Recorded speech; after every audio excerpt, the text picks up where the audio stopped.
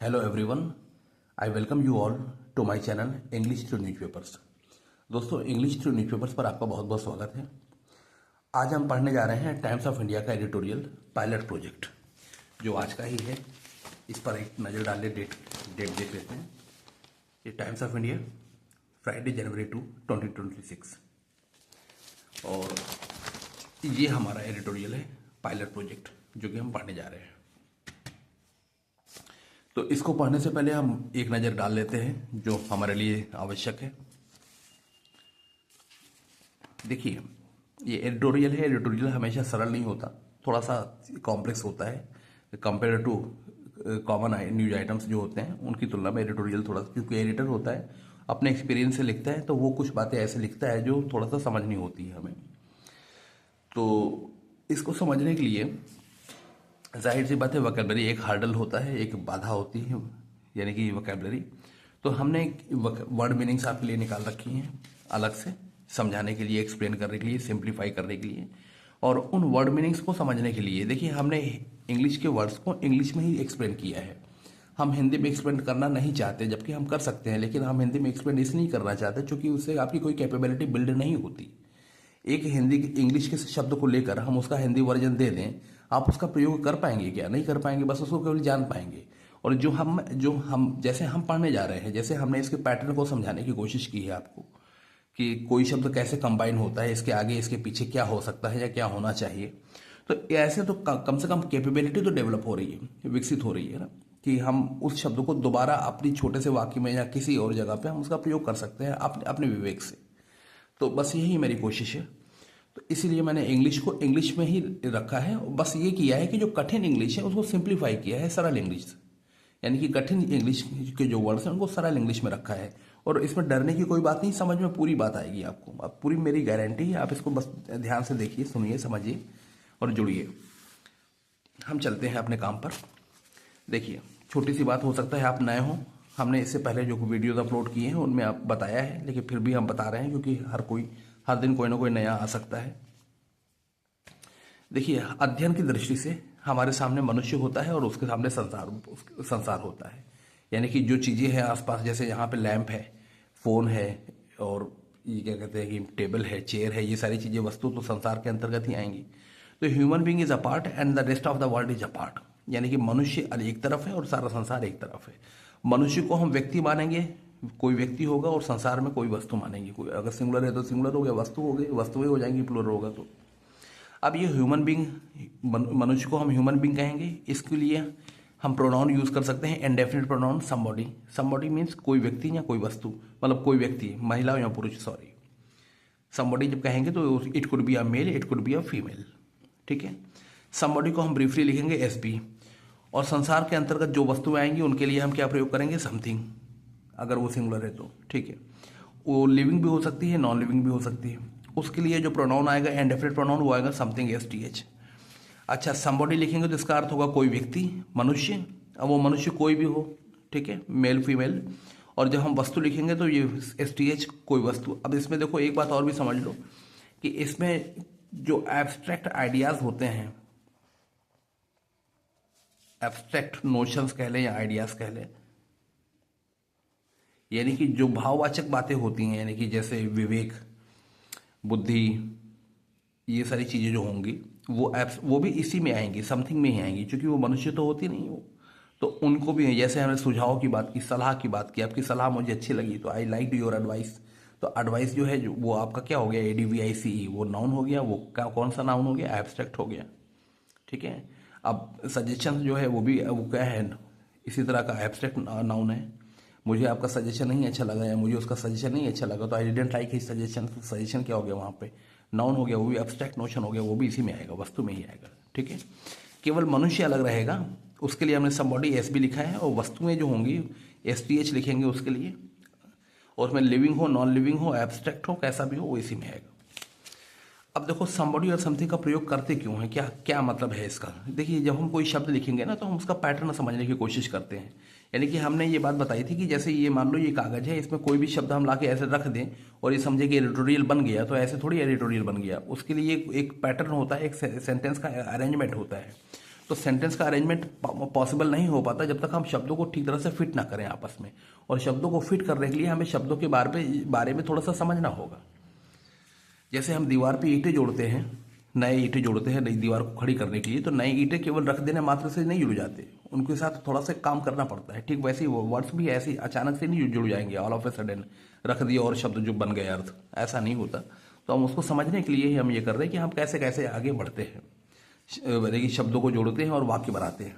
ये ऐसे समझ में आएगा जो मैं बता रहा हूँ आपको। Why do we use it, हम क्यों प्रयोग करते हैं? टू अंडरस्टैंड वर्ड पैटर्न्स, शब्दों का चलन या शब्दों का पैटर्न क्रम होता है, एक तरीका होता है। एंड इम्प्रूव अवर अंडरस्टैंडिंग, और अपनी अंडरस्टैंडिंग को इम्प्रूव करने के लिए। ठीक है, अब हम चलते हैं एडिटोरियल में, एडिटोरियल की ओर आते हैं। उसकी वोकैबुलरी जो है ये हमारे लिए एक इशू होता है, वोकैबुलरी को हमने ले रखा है, उसको ध्यान उस पर ध्यान देते हैं।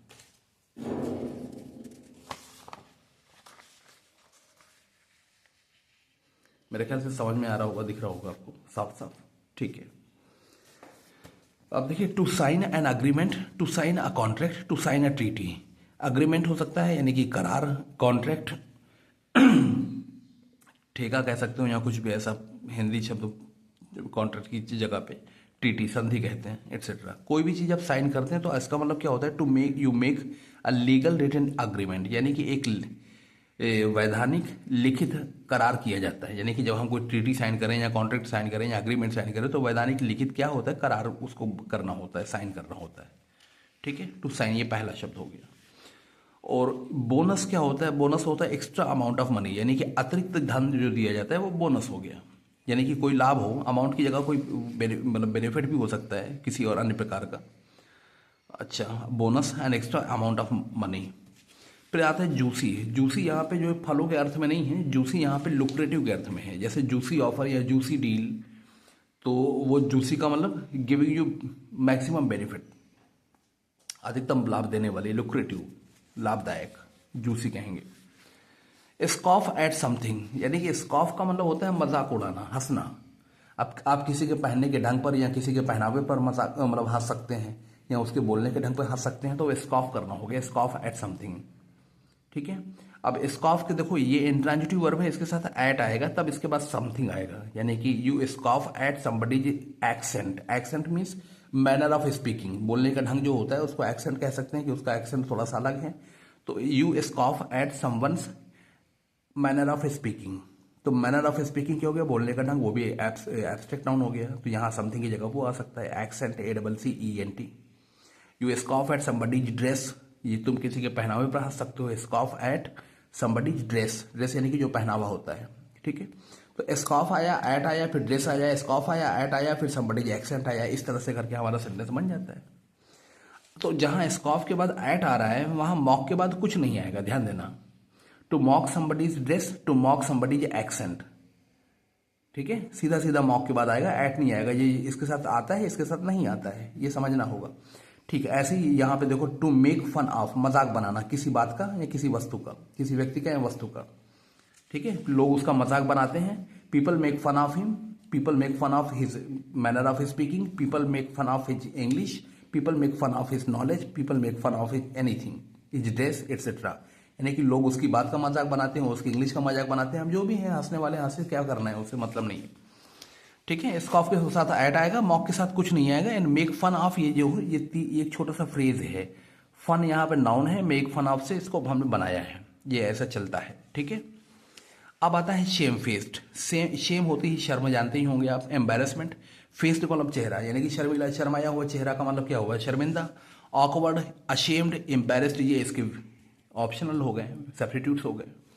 फिर आता है मेस, MESS। मेस यानी कि जो केओटिक सिचुएशन होती है, एक जंबल होता है, यानी कि अस्त व्यस्त स्थिति को, उसको मेस कहते हैं। इसका सिनोनिम से होगा, जो सिनोनिम होगा वो मडल होगा, MUDDLE। ठीक है, muddle. An unclear and confused state, state का मतलब दशा, एक अस्पष्ट और भ्रमित दशा, उसको मेस कहते हैं, मडल कहते हैं, जिसमें कुछ क्लैरिटी ना हो, पता ही नहीं चल रहा हो कि क्या करना चाहिए।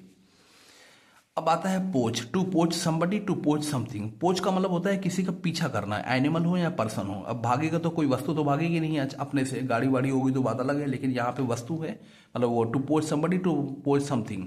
एनिमल या पर्सन के मामले में ऐसा यूजुअली होता है। ठीक है, अब पोच की जगह हम क्या कर सकते हैं, चेज, पीछा करना, चेज भी करते हो तो पकड़ने के लिए ही करते हैं। टू स्टॉक समबडी होता है, STAL के स्टॉक, किसी के पीछे जाना, जानकारी लेना उसके बारे में।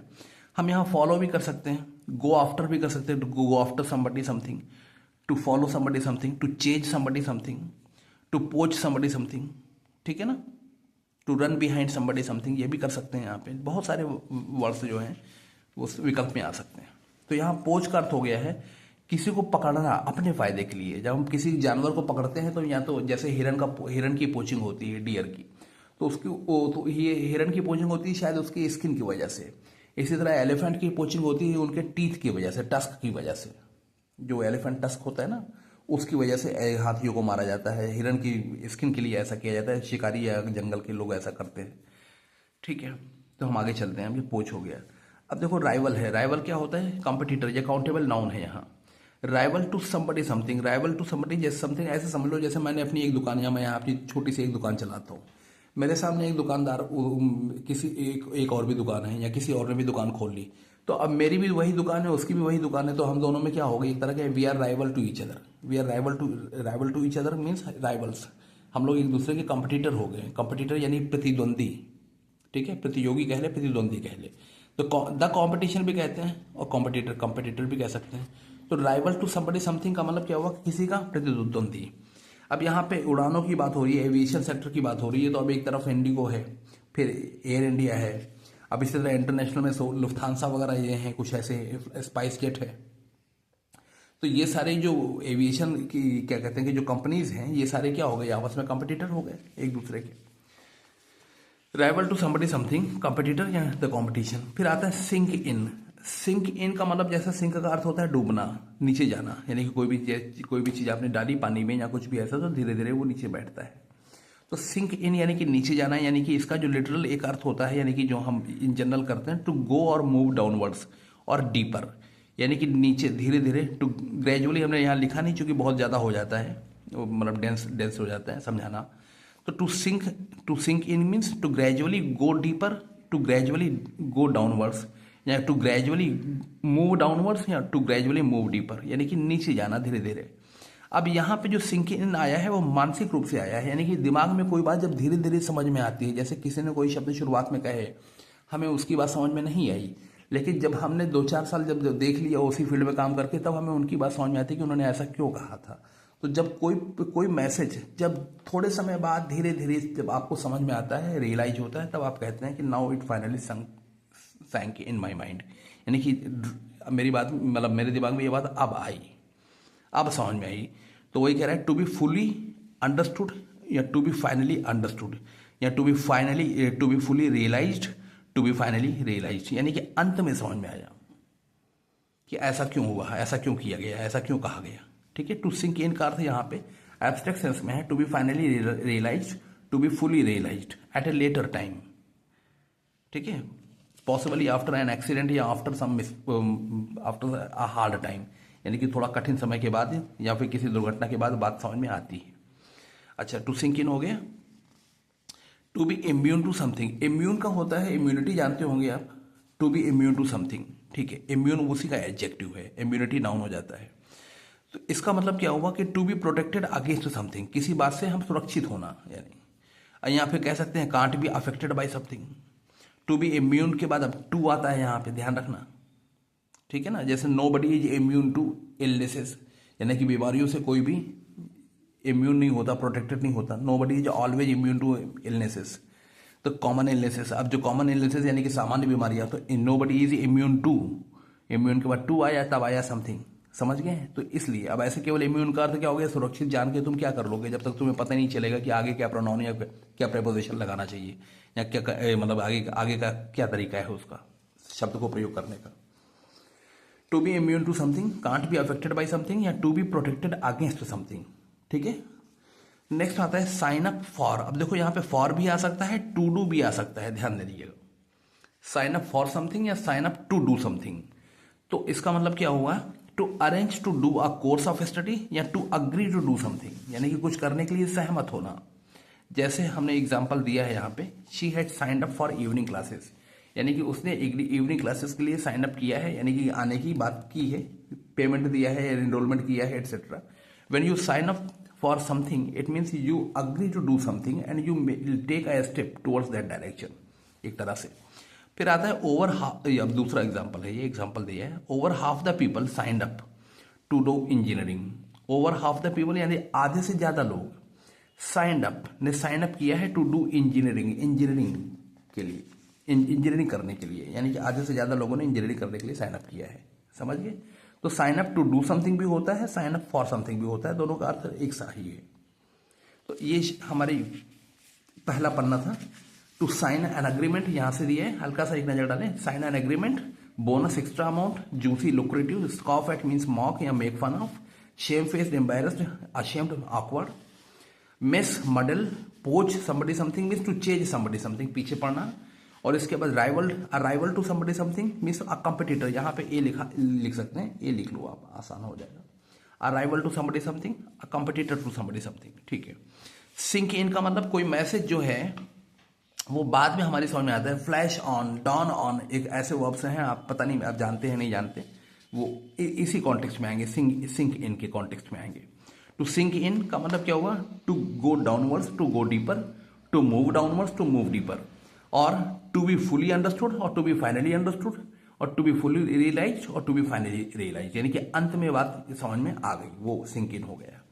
To be immune to something, to be protected against something, किसी बात से सुरक्षित होना, या can't be affected by something.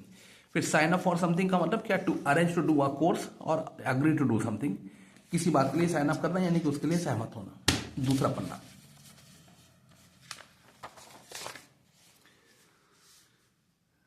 देखिए, acknowledge something. Acknowledge something means to accept something, to admit something, to recognise something.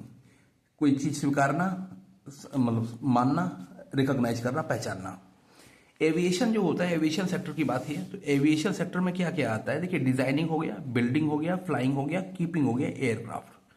Designing aircraft, building aircraft, flying aircraft and keeping aircraft.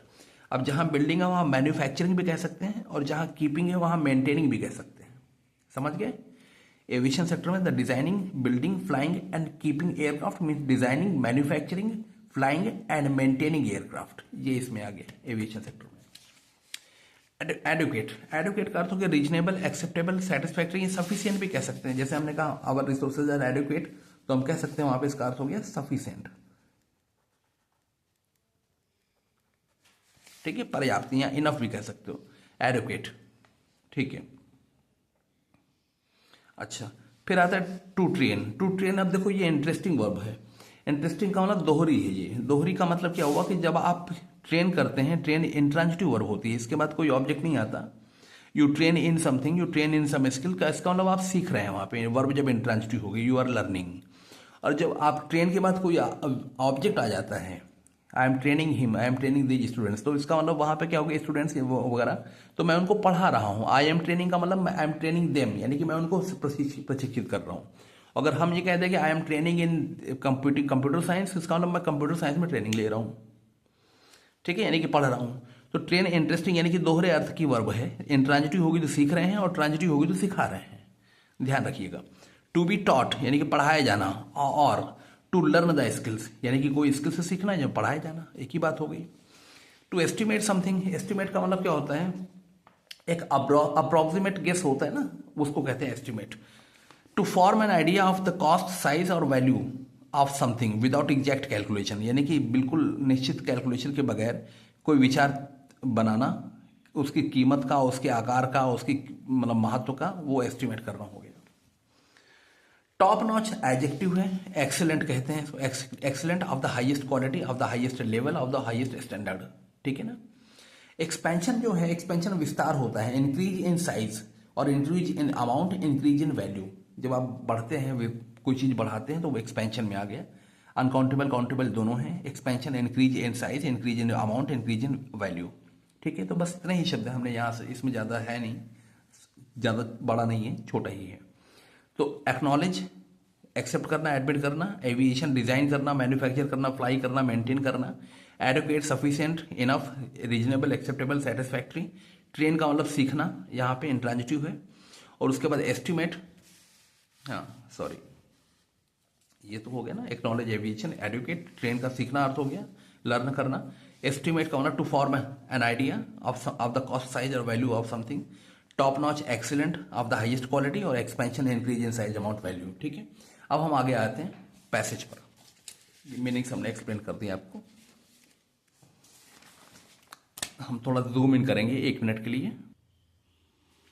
हाँ, ये हमारा पैसेज देखिए, पायलट प्रोजेक्ट। देखिए pilot project हम किसको कहते हैं? पायलट यहाँ पे एक तरह का एडजेक्टिव है।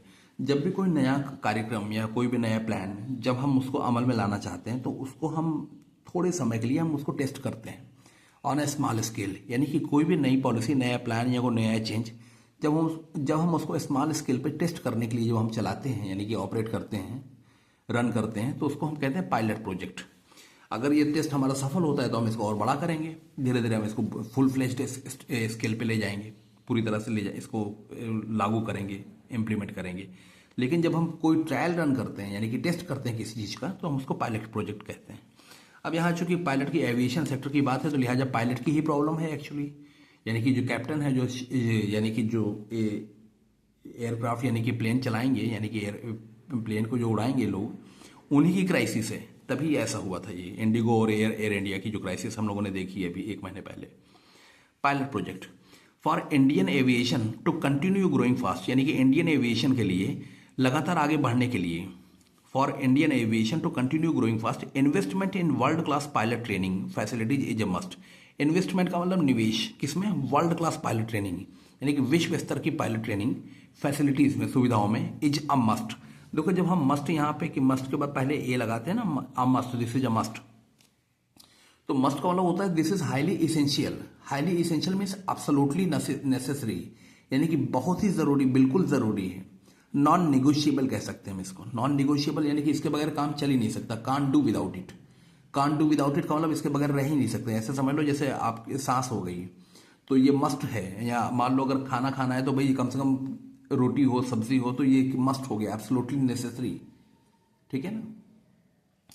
तो ये वही कह रहा है कि investment in world class pilot training facilities, यानी कि इन्वेस्टमेंट होना चाहिए किसमें? विश्व स्तरीय पायलट ट्रेनिंग फैसिलिटीज में। ये हाईली इसेंशियल है। क्यों इसेंशियल है? For Indian aviation to continue growing fast, Indian aviation के लगातार आगे बढ़ने के लिए।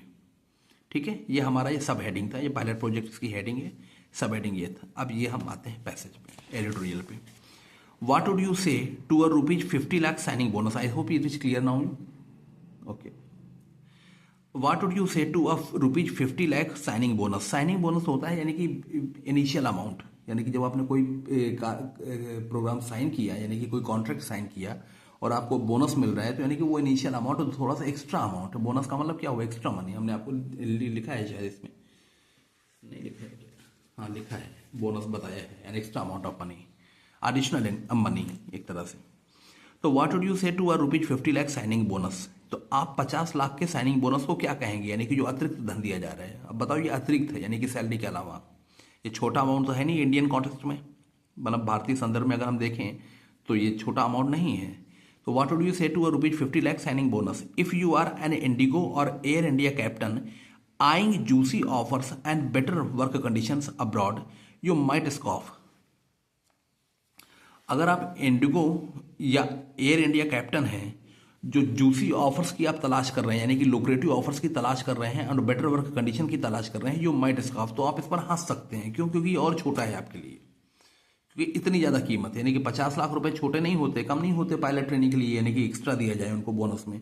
लेकिन अगर आप कैप्टन हैं, ये कह रहे if you are an IndiGo Air India captain, अगर आप इंडिगो या एयर इंडिया कैप्टन हैं, आएंगे जूसी ऑफर्स, आई का मतलब होता है लुक फॉर, ढूंढना। यहाँ पे नजरें क्या है? I am eyeing some suitable kind of deal, यानी कि अपने लिए हम कोई ऐसी डील तलाश कर रहे हैं। I am eyeing some suitable kind of deal for myself, it means I am looking for some suitable kind of deal for myself, यानी कि मैं ढूंढ रहा हूँ। तो आइंग जूसी ऑफर्स, यानी कि ऐसे लुक्रेटिव ऑफर्स की जो तलाश कर रहे हैं, and better work conditions abroad, यानी कि जो बाहर, अब्रॉड का मतलब आउटसाइड इंडिया, जो बाहर बेटर वर्क कंडीशन की तलाश कर रहे हैं, यू माइट स्कॉफ, तो वो क्या कर सकते हैं? वो हंस सकते हैं। इसका मतलब तुच्छ मान सकते हैं, इसको छोटा मान सकते हैं।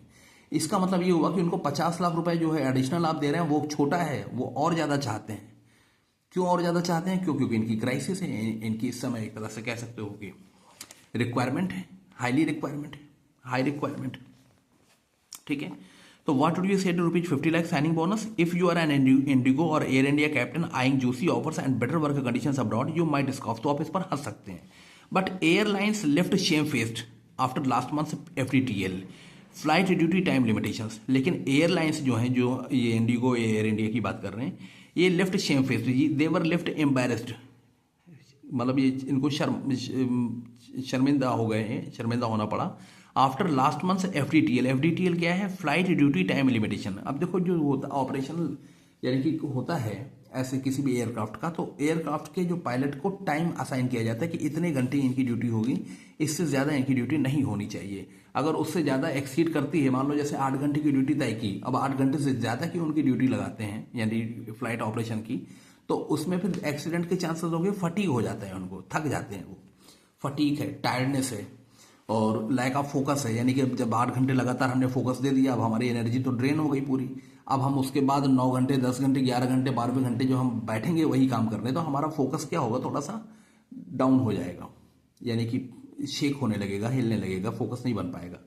तो वही कह रहे हैं कि फ्लाइट ड्यूटी टाइम लिमिटेशन, यानी कि फ्लाइट ड्यूटी जो होती उसका टाइम लिमिटेशन होता है, वो अनाउंस हो गया था कि इससे ज़्यादा ड्यूटी नहीं हो सकती। अब इससे ज़्यादा ड्यूटी नहीं हो सकती तो फिर क्या होगा? फिर जो फ्लाइट ऑपरेशन है वो खड़ा रहेगा, जो ले जाने वाला कोई नहीं रहेगा, और चूंकि पायलट है नहीं ज़्यादा। तो but airlines left Shem faced after last month FDTL flight duty time limitations mess. Flight duty time limitations mess, mess का मतलब disorderly condition, chaotic condition, have no choice but to poach captain from rivals at any cost. उनके पास और कोई विकल्प नहीं था, क्यों? क्योंकि यहाँ FDTL लागू हो गया।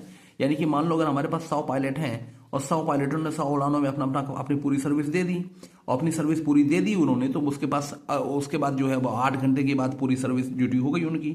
अब उससे ज़्यादा हम उनसे समय नहीं ले सकते, क्योंकि फिर वो जो FDTL की जो लिमिटेशंस है वो फ्लाउट होंगी, वो टूटेंगी। तब हम क्या कर सकते हैं? तो बाहर से जो कैप्टन्स हैं राइवल्स के, यानी कि दूसरी एयर एजेंसी के, एयरलाइंस के, उनके कैप्टन्स के, उनके पायलट्स को हम पोच करेंगे, यानी कि अपनी ओर अट्रैक्ट करेंगे। समझ गए? पोच captain from rivals at any cost, किसी भी कीमत पे। एट एनी कॉस्ट मीन्स यानी in any manner, by hook और बाई क्रुक। बाई हुक और बाई क्रुक समझते हो? यानी कि अच्छे से, मतलब ये क्या कहना चाहिए कि मतलब जैसे गुड, बाई गुड मीन्स और बैड, यानी कि चाहे अच्छे साधनों से आए चाहे बुरे साधनों से आए, लेकिन आए हैं। To poach captain from rivals at any cost. ठीक है, अब आगे कह रहे हैं इंक्लूडिंग दोज ₹50 लाख बोनसेस, यानी कि उसमें चाहे 50 लाख रुपए बोनस ही देना ना पड़े। ठीक है ना? तो वही कह रहे हैं airlines left shame face last month FDTL flight duty time limitations mess have no choice but to poach captain from rivals at any cost including those ₹50 lakh bonuses. यानी कि ये भी आ गया ऑप्शन उसी में कि 50 लाख का बोनस दो कैप्टन को, यानी कि पायलट को, और तब बुलाओ यहाँ पे। गुड फॉर कैप्टन, अब 50 लाख रुपए कैप्टन को मिल रहा है, पायलट को मिल रहा है, तो उसके लिए तो अच्छा ही है। Good for captain and good for aviation to, और फ्लाइट सेक्टर के लिए भी अच्छा है, यानी कि एविएशन इसके लिए, एयरलाइंस के लिए भी अच्छा है। Because the revised FDTL regulations announced in January 2024 to improve flight safety have sunk in at last. वो उनके लिए भी अच्छा है, क्यों? क्योंकि भाई हम उनसे तो नहीं ले रहे, जो हमारा जो सर्विस पूरी कर चुके हैं, ड्यूटी पूरी कर चुके हैं, उनको हमने अलग कर दिया है। जिन्होंने ड्यूटी पूरी कर ली है, हम कहाँ से कर रहे हैं? हम बाहर से पोच कर रहे हैं। बाहर से पोच करके जो आ रहे हैं वो नए होंगे, और वो जो नए होंगे तो उनको हम यहाँ पे ऑपरेशन में लगा सकते हैं, क्योंकि उनका कोई रिकॉर्ड हमारे पास तो था नहीं कि उन्होंने क्या किया है, करके आए हैं नहीं करके आए हैं, तो ड्यूटी। तो वही कह रहा है कि good for captain and good for aviation too, because the revised FDTL regulation, if FDTL वही है flight duty time limitation regulations announce in January 2024, जो जनवरी 2024 में जो अनाउंस किए गए, लागू किए गए, मतलब घोषित किए गए, टू इम्प्रूव फ्लाइट सेफ्टी, यानी कि फ्लाइट सेफ्टी को इम्प्रूव करने के लिए, have sunk in at last, they have now finally been realised. समझ गए? संक इन का अर्थ यहाँ पे, they have now fully been, now they have now been understood, यानी कि उनको समझ, अब वो लिमिटेशंस अब समझ में आई। But now that we are in 2026, लेकिन अब जब हम 2026 में हैं, 2026, but now that we are in 2026, government and airlines need to take a long hard look at India's pilot shortage with an eye on the future. सरकार और airlines को लेना चाहिए एक नीड टू टेक, मतलब लेने की आवश्यकता है एक लॉन्ग हार्ड लुक, कंटेम्पलेट कहते हैं इसको। When you take a long hard look, यानी कि जब किसी चीज़ को बड़ी देर तक और बड़ी मतलब वो कड़े कड़े ढंग से आप उसको देखते हो, तो इसका मतलब आप तय करते हैं you mentally determine to deal with that situation. तो आप उससे क्या करते हैं, उसको डील करने की कोशिश करते हैं, मतलब उसको खत्म करने की बात सोचते हैं। तो but now that we are in 2026, government and airlines need to take a long hard look at India's pilot shortage with an eye on the future, यानी कि भविष्य को देखते हुए। With an eye on future का मतलब भविष्य की, मतलब भविष्य को देखते हुए कि आगे हमारे सामने ऐसी समस्या ना आए, so that we can avoid the future any such future problem. अब आते हैं, यहां तक हमारा पहला पैराग्राफ हो गया। अब हम now look at the first second paragraph. India's captain commander shortage is old news, यानी कि इंडिया कैप्टन की या कमांडर की जो शॉर्टेज है वो ओल्ड न्यूज है। देखो यहाँ पे इन्होंने स्लैश लगाया है। स्लैश लगाने का क्या कारण है, का मतलब ये कि these two words are replaceable और ऑलमोस्ट द सेम। जैसे हम भी लगा देते हैं ना, जैसे यानी कि सिमिलर वर्ड्स होते हैं तो उसमें साथ में लगा देते हैं कि इसका ये अर्थ हो, ये अर्थ हो। तो India's captain shortage, India's commander shortage is old news, यानी कि ये पुरानी मतलब खबर है, पुरानी बात है।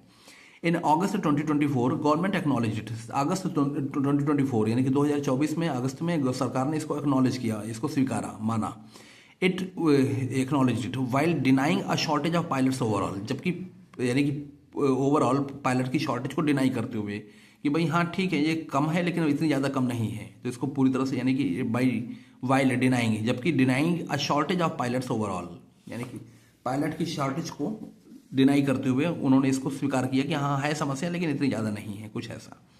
अब press release said 5710 commercial pilot licences had been issued in over 5 years। अब देखो यहाँ कह रहा है press release said 5710 commercial pilot licences had been issued in over 5 years, यानी कि 5 सालों में इतने 5710 लाइसेंसेज, पायलट लाइसेंसेज यानी कि इशू किए गए हैं, जारी किए गए हैं इन ओवर 5 years, 5 सालों में। फ्रॉम 2019 टू जुलाई 2023, यानी कि 2019 से जुलाई 2023 तक।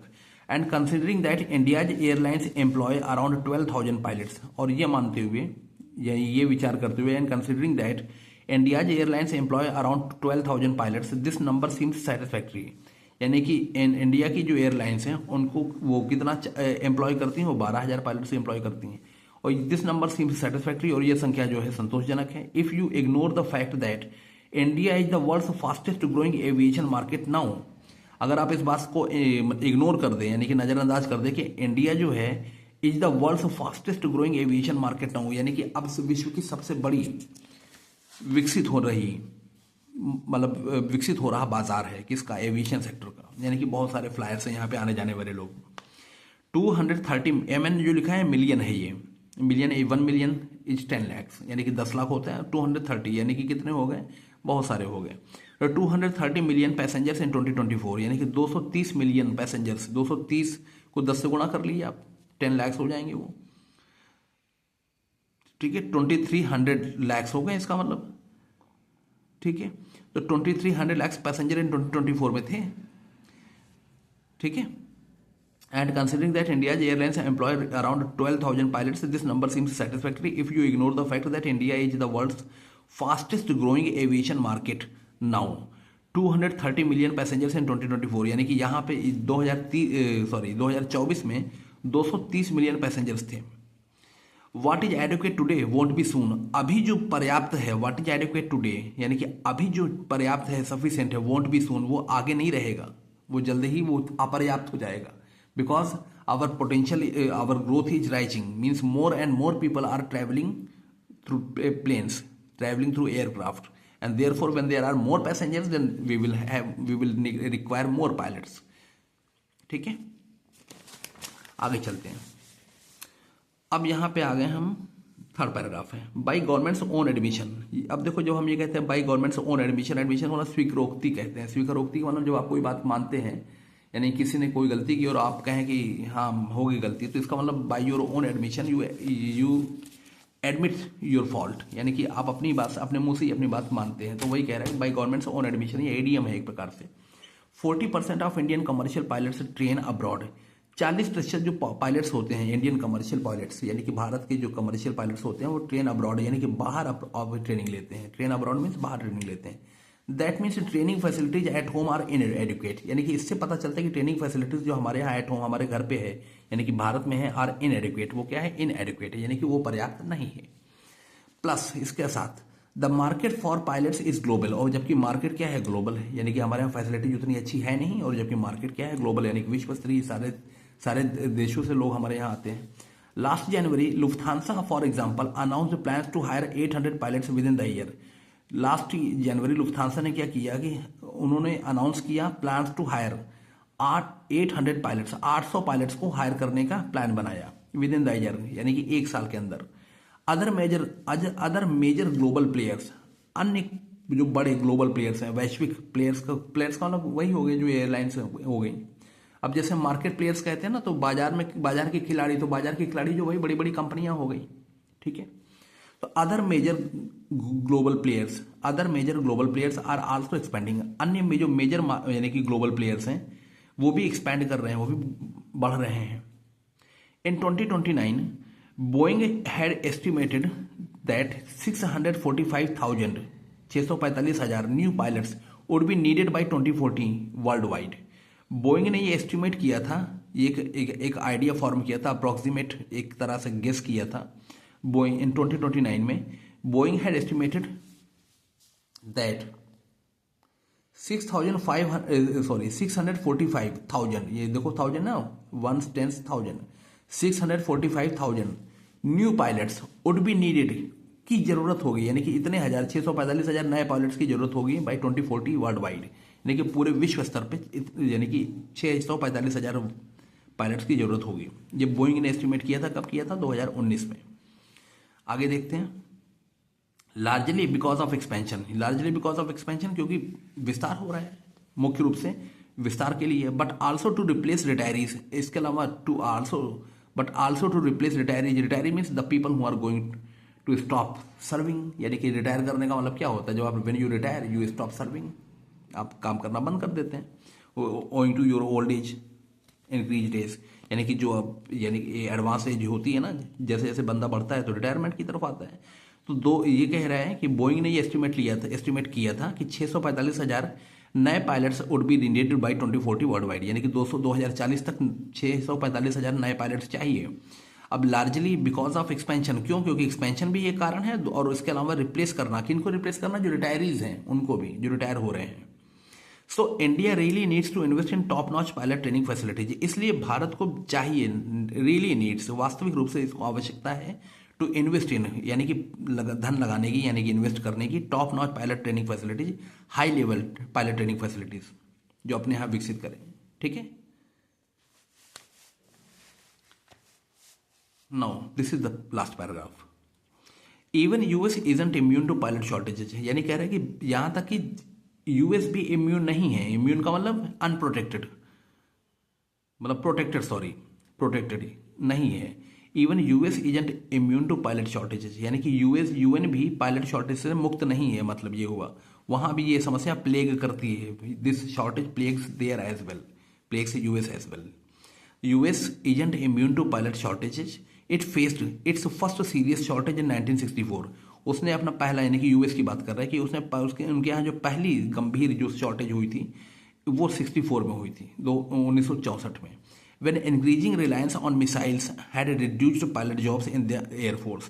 When increasing reliance on missiles, यानी कि जो उनका जो मिसाइल्स पर जो निर्भर हो गया था, बढ़ता हुआ मतलब डिपेंडेंसी उनकी मिसाइल्स पर हो गई थी, हैड रिड्यूस्ड पायलट जॉब्स, उसने पायलट जॉब्स को रिड्यूस कर दिया था, कम कर दिया था इन द एयरफोर्स, मतलब जो पायलट्स थे वो उधर चले गए शायद मिसाइल ट्रेनिंग में या मिसाइल लॉन्चिंग में, उस मिशन में, तो इस वजह से ये कम हो गए होंगे। तो ये कह रहा है कि even US isn't immune to pilot shortages, it faced its first serious shortage in 1964 when increasing reliance on missiles had reduced pilot jobs in the air force. The main source of pilots for airlines at the time, यानी कि उस समय main source था pilots airlines के लिए, eight the time, उस समय main source, यानी कि मुख्य स्रोत, main source of pilots for airlines at the time. More recently, हाल ही में, regulations about minimum flying hours, यानी कि कम से कम उड़ने वाले घंटे, मिनिमम फ्लाइंग आवर्स का मतलब कम से कम उड़ान भरने वाले घंटे, रेगुलेशन उस पर कंट्रोल हो गया। Of new pilots created a shortage there, नए पायलट्स के लिए मिनिमम फ्लाइंग आवर्स का जो रेगुलेशन हो गई, इससे एक नई शॉर्टेज, मतलब it created a shortage there, इससे शॉर्टेज क्रिएट हो गई, शॉर्टेज मतलब अराइज हो गई, जन्म ले ली। Besides flying planes isn't the glamorous job it was in the 1970s and 1980s। यानी कि आगे कह रहा है बिसाइड्स का अर्थ होता है इन एडिशन टू, इसके साथ साथ, यानी कि व्हाट इज मोर या furthermore, besides, in addition to, plus, ये सब इसके अर्थ हो गए, प्रीपोजिशन है ये।